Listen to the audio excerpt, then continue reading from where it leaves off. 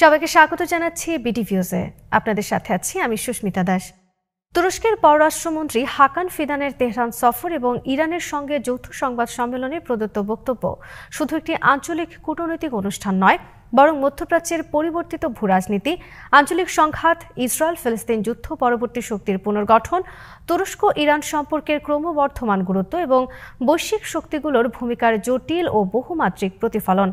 ফিদান যখন বলেন যে ইসরায়েল মধ্যপ্রাচ্যের সবচেয়ে বড় হুমকি, তখন এটি তুরস্কের দীর্ঘদিনের নীতি ও বর্তমান আঞ্চলিক বাস্তবতার উপর ভিত্তি করে নতুন মাত্রায় উচ্চারিত রাজনৈতিক বার্তা হয়ে দাঁড়ায়।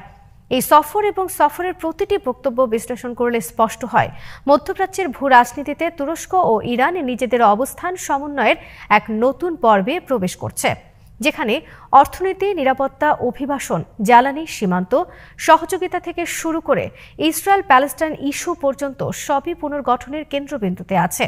ইসরায়েল নিয়ে তুর্কি ইরান প্রচেষ্টা এবং নেতানিয়াহুর ক্ষমা চাওয়া নিয়ে ওয়াহিদ ফারুকের প্রতিবেদন।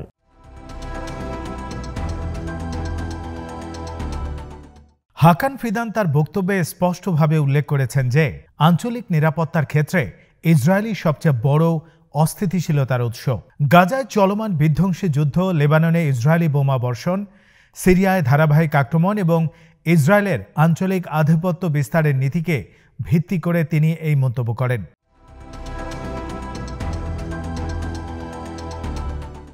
তুরস্ক বহু বছর ধরে ইসরায়েলি নীতির সমালোচনা করে আসছে, কিন্তু 2023-24 সালের গাজা যুদ্ধ এবং পরবর্তী পরিস্থিতি তুরস্ককে আরও কঠোর অবস্থান নিতে বাধ্য করেছে। এর সঙ্গে যুক্ত হয়েছে আঞ্চলিক দেশগুলোর মধ্যে ইসরায়েল বিরোধী অবস্থানের নতুন সমন্বয়, যা তুরস্ক ইরান সম্পর্ককে আরও ঘনিষ্ঠ করেছে। ফিদান যখন বলেন যে আন্তর্জাতিক সম্প্রদায়কে তার দায়িত্ব পালন করতে হবে, তখন তিনি শুধু মানবিক দায়িত্বের কথা বলছেন না, বরং ইঙ্গিত দিচ্ছেন পশ্চিমা দেশগুলোর নীরবতা এবং ইসরায়েলকে একতরফা সমর্থনই এই অঞ্চলে অস্থিতিশীলতা তৈরি করছে।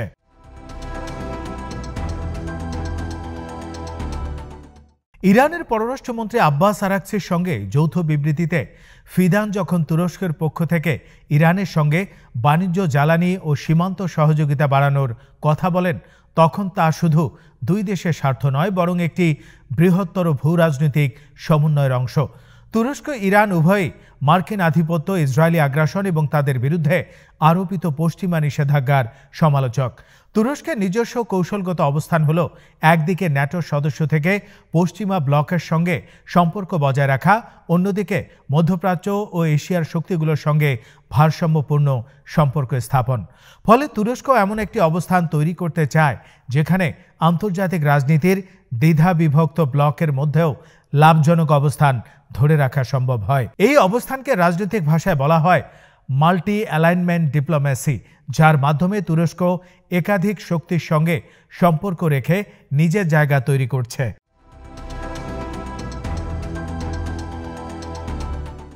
ইরানও একই ধরনের কৌশল অনুসরণ করে পশ্চিমা ব্লকের চাপ কাটিয়ে রাশিয়া, চীন, তুরস্ক, কাতার এবং আঞ্চলিক ইসলামী শক্তিগুলোর সাথে সম্পর্ক উন্নয়ন করে চলেছে।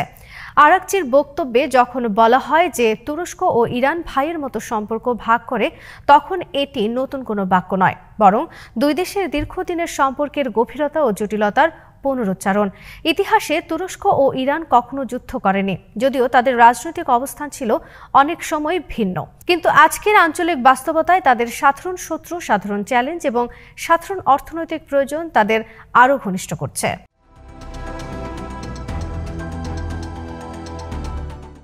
অর্থনীতির দিকে তাকালে দেখা যায় দুই দেশের মধ্যে বাণিজ্য বাড়লেও তা এখনও লক্ষ্যমাত্রার নিচে। তুরস্ক একটি শিল্পোন্নত অর্থনীতি, ইরান জ্বালানি সমৃদ্ধ দেশ। উভয়ের স্বার্থই হল বাজার সম্প্রসারণ, সীমান্ত পয়েন্ট আরও কার্যকর করা, পরিবহন অবকাঠামো উন্নয়ন এবং বিশেষভাবে রেল সংযোগ চালু করা। ইরান যখন জানায় যে তারা তুরস্কের সঙ্গে গ্যাস সরবরাহ চুক্তি নবায়ন করতে প্রস্তুত, তখন এটি তুরস্কের জ্বালানি নিরাপত্তার জন্য অত্যন্ত গুরুত্বপূর্ণ। তুরস্ক তার জ্বালানি উৎস বৈচিত্র্যকরণের নীতি অনুসরণ করছে। রাশিয়া, আজারবাইজান, ইরান এবং এলএনজি মার্কেট সবকিছুই এতে ভূমিকা রাখে। অন্যদিকে ইরান পশ্চিমা নিষেধাজ্ঞার কারণে তার জ্বালানি রপ্তানি বাজার সীমিত হওয়ায় তুরস্ককে একটি নির্ভরযোগ্য বাজার হিসেবে দেখে।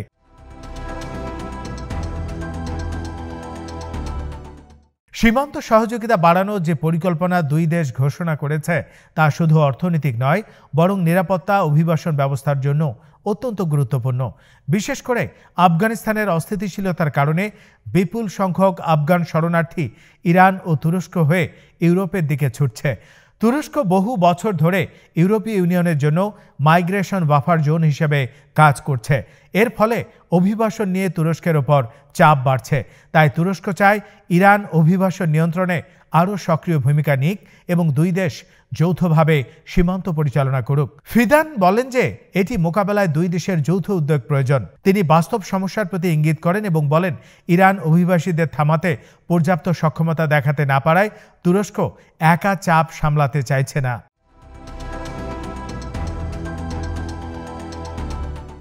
ইরানের নতুন কনসুলেট খোলার পরিকল্পনা এবং তুরস্কের আগাম আমন্ত্রণ এই দুই দেশের কূটনৈতিক সম্পর্ক আরও আনুষ্ঠানিকভাবে সম্প্রসারণের দিক নির্দেশ করে। সাধারণত কনসুলেট খোলা মানে শুধু ভিসা বা প্রশাসনিক কাজ নয়, বরং ব্যবসা, পর্যটন, সাংস্কৃতিক বিনিময় এবং নিরাপত্তা সমন্বয়ের নতুন অধ্যায়। বিশেষ করে পূর্ব তুরস্কের ভান প্রদেশে ইরানের কনসুলেট খোলা দুই দেশের সাংস্কৃতিক যোগাযোগ ও সীমান্ত জেলাগুলোর উন্নয়নকে ত্বরান্বিত করবে।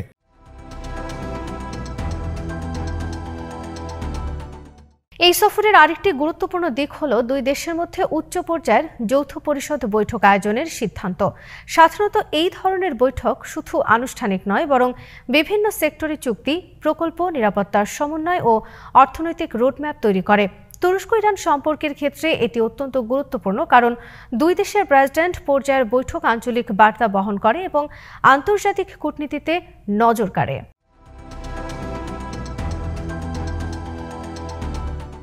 এখন যদি আঞ্চলিক নিরাপত্তার দিকে তাকানো হয়, তাহলে বোঝা যায় ইসরায়েলের বিরুদ্ধে যে ভাষা ফিদান ও আরাকচি ব্যবহার করছেন তা শুধু রাজনৈতিক বিবৃতি নয়, বরং একটি কৌশলগত বার্তা।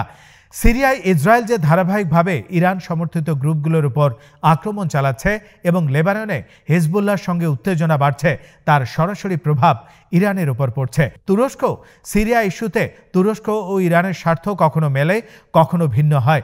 তবে ইসরায়েল সিরিয়ার ভেতরে যেসব আক্রমণ চালায় তা উভয় দেশের স্বার্থেই ক্ষতিকর, কারণ এটি আঞ্চলিক যুদ্ধের শঙ্কা বাড়ায়।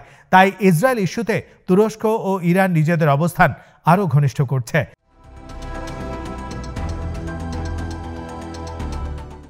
গাজা যুদ্ধের সময় তুরস্ক প্রকাশ্যে ইসরায়েলের বিরুদ্ধে সবচেয়ে জোরালো কণ্ঠগুলোর একটি হয়ে ওঠে। ইসরায়েলি পণ্য বর্জনের আন্দোলন, আঙ্কারায় ইসরায়েলি রাষ্ট্রদূতকে কার্যত নিষ্ক্রিয় করে দেয়া, আন্তর্জাতিক আদালতে গাজায় গণহত্যার অভিযোগে প্রতিবেদন জমা দেওয়া, এসবই তুরস্কের অবস্থানকে আঞ্চলিক রাজনীতিতে দৃশ্যমান করেছে। অন্যদিকে ইরান সরাসরি গাজা যুদ্ধে যুক্ত না হলেও হিজবুল্লাহ, হুথি, ইরাক, সিরিয়ার বিভিন্ন গ্রুপকে সমর্থন দিয়ে ইসরায়েলের ওপর চাপ বাড়িয়েছে।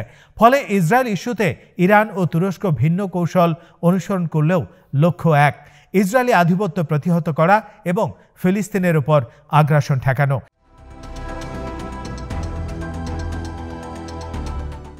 ইরান যখন বলে যে সিরিয়ার বড় হুমকি হলো জায়নিস্ট ব্যবস্থা, তখন এটি শুধু সিরিয়ার বাস্তবতাকে তুলে ধরে না, বরং ইরানের দীর্ঘদিনের নিরাপত্তা দৃষ্টিভঙ্গিকে প্রতিফলিত করে। তুরস্ক যদিও সিরিয়ার ভিন্ন প্রেক্ষাপটে যুক্ত, তারা মূলত কুর্দি সশস্ত্র গোষ্ঠী পিকেকের সিরিয়ান শাখা ওয়াইপিজিকে নিজেদের অস্তিত্বের জন্য হুমকি মনে করে। তবুও ইসরায়েল ইস্যুতে তাদের অবস্থান ইরানের সাথে মিলে যায়।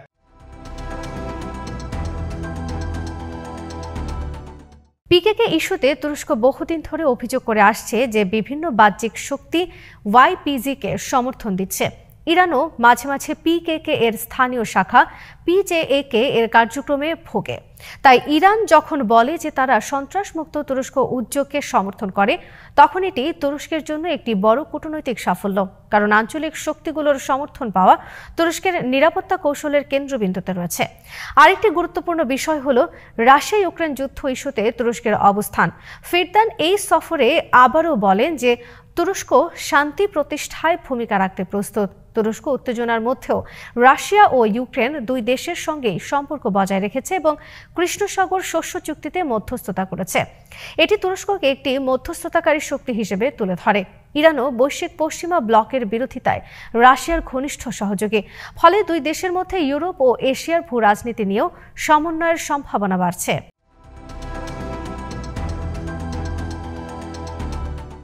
এই সফরে সামগ্রিক প্রেক্ষাপট বিশ্লেষণ করলে দেখা যায় মধ্যপ্রাচ্য বর্তমানে এক নাটকীয় পুনর্বিন্যাসের মধ্য দিয়ে যাচ্ছে। সৌদি আরব ইরান সম্পর্ক পুনঃস্থাপন, তুরস্ক কাতার ইরান ব্লকের উদ্ভব, ইসরায়েলের সঙ্গে আরব দেশগুলোর সম্পর্ক পুনর্মূল্যায়ন, মার্কিন প্রভাবের পতন এবং চীনের ক্রমবর্ধমান সক্রিয়তা সবকিছু মিলিয়ে একটি নতুন আঞ্চলিক জোট কাঠামো তৈরি হচ্ছে। তুরস্ক ও ইরান এই নতুন কাঠামোয় নিজেদের অবস্থান শক্তিশালী করার চেষ্টা করছে। এই সফর সেই প্রচেষ্টার বাস্তব রাজনীতির প্রতিফলন।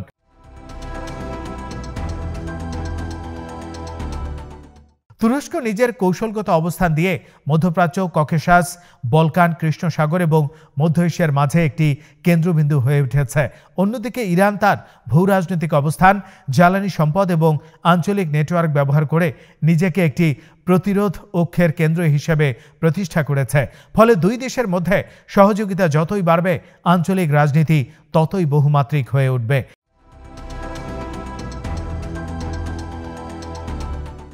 এই প্রেক্ষাপটে হাকান ফিদানের তেহরান সফর একটি শক্তিশালী কূটনৈতিক বার্তা। তুরস্ক শুধু ন্যাটো বা পশ্চিমা ব্লকের সদস্য নয়, বরং মধ্যপ্রাচ্যের স্বাধীন রাজনৈতিক শক্তি, যে অন্য আঞ্চলিক শক্তিগুলোর সাথে সমন্বয় করে বহুপাক্ষিক কৌশল তৈরি করতে সক্ষম। ইরানও এই সম্পর্ককে ব্যবহার করে নিজেদের বৈশ্বিক বিচ্ছিন্নতা কমাতে চায়। দুই দেশের অর্থনৈতিক নিরাপত্তা ও সহযোগিতা যতই বাড়বে, ততই তাদের প্রভাব আন্তর্জাতিক পর্যায়ে দৃশ্যমান হবে।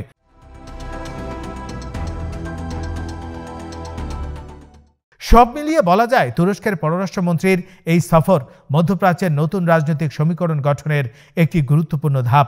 ইসরায়েল প্যালেস্টাইন ইস্যু থেকে শুরু করে আঞ্চলিক জ্বালানি রাজনীতি, সীমান্ত নিরাপত্তা, অভিবাসন ব্যবস্থাপনা, উত্তেজনাপূর্ণ সিরিয়া লেবানন পরিস্থিতি, রাশিয়া ইউক্রেন যুদ্ধ এবং তুরস্ক ইরান রাশিয়া চীন সম্ভাব্য কৌশলগত অক্ষ, সবকিছুতেই এই সফরের প্রভাব পড়বে। দুই দেশের উষ্ণ সম্পর্ক এবং যৌথ বৈঠকের পরিকল্পনা ভবিষ্যতের আঞ্চলিক রাজনীতিতে আরও গভীর পরিবর্তনের ইঙ্গিত দেয়। এই প্রেক্ষাপটে তুরস্ক ও ইরানের নতুন সমন্বয় নিঃসন্দেহে মধ্যপ্রাচ্যের ভূ রাজনীতিকে আরও জটিল কিন্তু গুরুত্বপূর্ণ পথে পরিচালিত করবে, যা আগামীর আঞ্চলিক শক্তি সমীকরণকে নতুনভাবে সংজ্ঞায়িত করতে পারে।